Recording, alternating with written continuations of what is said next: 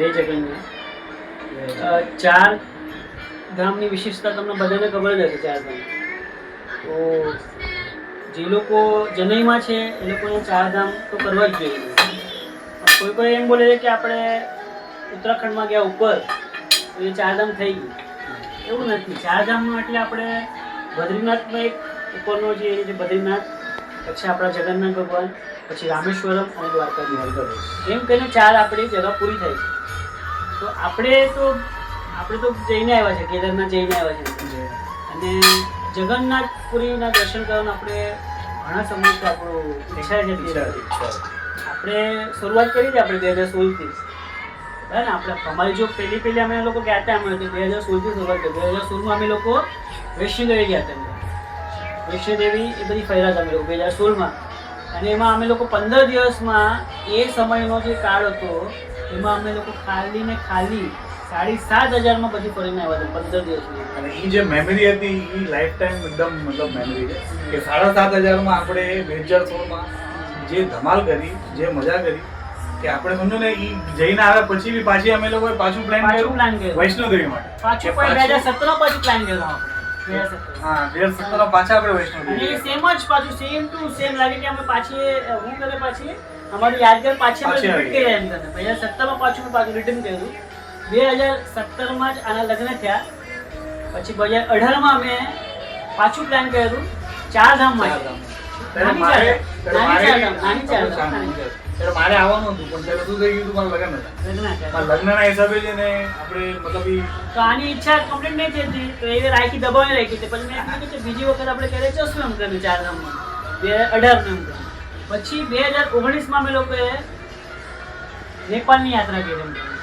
નેપાળમાં આપણે પશુપતિનાથના દર્શન કરીને આવ્યા અમે લોકો. 2020નો કાળ તો બધાને ખબર જ છે, જેમાં કોરોના આવી ગયા. પછી અમે લોકો તો 2020 આવી ગઈ. 2020માં આપણે પ્રોબ્લેમ થઈ જાય, બધી પ્રોબ્લેમ આવી ગઈ કે અમે જવાનું કે વચ્ચે ગેપ થઈ ગયો. પણ અમે લોકો માયના જ ને 2021માં માસ્ક પહેરીને અમે લોકો પણ ગયા. મારી ઈચ્છા હતી, મેં આ લોકોને બધાને રિક્વેસ્ટ કર્યું સરને, રાકેશભાઈને, કે આપણે યાર મારી ઈચ્છા છે કેદારનાથની, તો તમે કાંઈ બધું વિચારો. તો કેટલા લોકો કહેતા હતા કે એકવાર તો જઈ આવ્યા, પણ તો બી ઉપરવાળાના સમજો ને કે હુકમ હતા. તો એકવાર મારું બી કેદારનાથ આ લોકોના મતલબ રાકેશભાઈના આશીર્વાદથી થઈ ગયું સમજો કેદારનાથ. 2021માં અમે લોકો કાશ્મીરમાં યાત્રા કરવા માટે, અને ત્યારે બી અમે લોકો વિચારતા હતા જગન્નાથ. એ પણ વૈષ્ણોદેવી ત્રીજી વખત ગયા અમે લોકો. વૈષ્ણોદેવી ત્રીજી વખત જઈને અમે લોકો કાશ્મીર ફરવા ગયા. એ કાશ્મીર ફરાઈ ગયું. પછી અમે 2023માં ચાર ધામનો પ્લાન કર્યો. 2022નો ગેપ શા માટે થયો? કારણ કે ચાર ધામ તો ઓલમોસ્ટ મેમાં જ આવે છે, એટલા માટે 22નો ગેપ થઈને અમે મેમાં 2023માં ચાર ધામની બીજી યાત્રા કરી એમ કરીને, જેમાં આની જે ઈચ્છા હતી પૂરી થઈ એમ કરીને 2023. અને અમારી જે 2016થી જે ઈચ્છા હતી ત્યાં જગન્નાથપુરી જવાની એ ઈચ્છા હમણાં આપણે એમને પૂરી થઈ છે. જે અમે 2025 રાકેશભાઈ આ ચીજ માટે બહુ વાત કરી હતી જગન્નાથપુરી માટે, પણ ખબર નહીં કે ત્યારે સંજોગ નહીં હતા કે ખબર નહીં. આજે આટલી દિલની ઈચ્છા અમારી હમણાં સમજો ને પૂરી થવા જાય છે, કે જે આપણે હમણાં 17 તારીખે આપણે જે જગન્નાથ જવાનું નક્કી કર્યું છે આપણે. તો એ 2025નો હમણાં જો લાભ છે અમારો, એ અમે લોકો પૂરું જ કરવાના છે 2025. અને અમને તો એમ લાગે છે કે એમાં આપણે એમાં કંઈ વિશેષતા કંઈ નાખીએ કે નવું કંઈ નાખીએ એમ કે હમણાં તો તમે નાનકડી તમારી પાસે છોટી રીલ આવશે રોજની. તમે ટ્રેનમાં બેસો તેમાં કંઈ આવશે નવું કંઈ તમને જાણવા મળશે. એટલે આપણી આખી જર્ની છે ને, જર્ની આખી દેખાય. આપણે એમ વિસ્તારમાં બધાને આમ થોડું બતાવવા માંગીએ છીએ.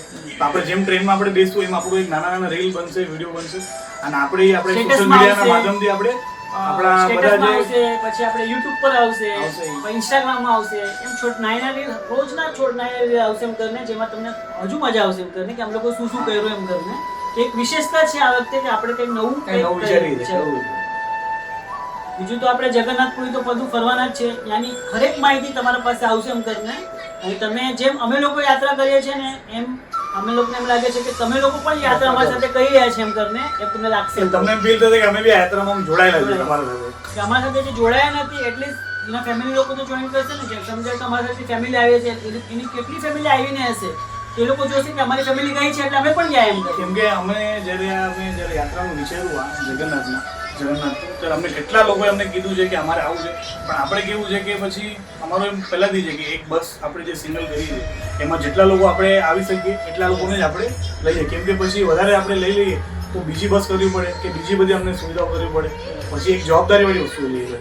તો કેટલા લોકોને અમે જે નારાજ કર્યા છે ને એ અમારી એવી ઈચ્છા છે કે એ લોકોને અમે વિડીયો દ્વારા અમને મેસેજ આપીએ અમે.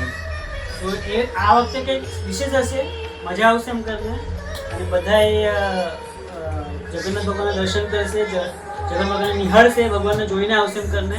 તો બધાને જગન્નાથ ભગવાનના આશીર્વાદ મળે એવી અમારી અમારી દિલને એવી ઈચ્છા છે કે બધાને જાણવા મળે, ત્યાંનું વાતાવરણ ખબર પડે શું છે એમ કરીને. તો તમને હર દિવસે તમને મેસેજ મળશે ઇન્સ્ટાગ્રામથી, યુટ્યુબથી, સ્ટેટસથી તમને માહિતી મળશે. તો એ જરૂર તમે જોશો એમ કરીને, અમારી ઈચ્છા છે. એના માટે જે પણ ભાઈ અમારે જે મહેનત કર્યા છે એના પાછળ એમ કરીને, તો એને તમે લોકો લાઈક કરો, એને કંઈ પ્રોત્સાહન આપો, સબસ્ક્રાઈબ કરો એના માટે એમ કરીને કે આગળ વધે એમ કરીને, અને એની પણ કંઈ જર્ની આગળ વધે, જગન્નાથ ભગવાન એને પણ આશીર્વાદ આપે એમ કરીને. અમારી પૂરી એમ ઈચ્છા છે કે અમે જગન્નાથપુરીની જે અમારી 7 થી 8 દિવસની યાત્રા છે એ અમે આમાં વર્ણન કરીએ એમ કરીને. એટલી માહિતી છે. જય માતાજી, જય જગન્નાથ.